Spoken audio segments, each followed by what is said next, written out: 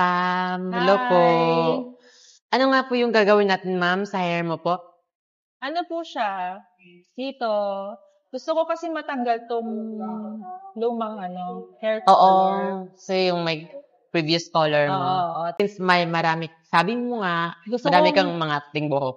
oo, yung lumalabas kasi yung white hair, Gusto mo gusto ko yung siyang nagbe-blend. mai-blend. Mm. Oo, pero kahit hindi na siya ganyan na kahaba, As basta in, matanggal and then para importante sa yung color. Pero oo, syempre, ayusin din natin yung cut mo. yeah. Oh, Miss Pam! Ano, ma'am? Nice, I like Kumusta? it. I like it. Gusto kasi ni ma'am yung kita ang streaks ng highlights. Tignan mo, pakita Look, natin.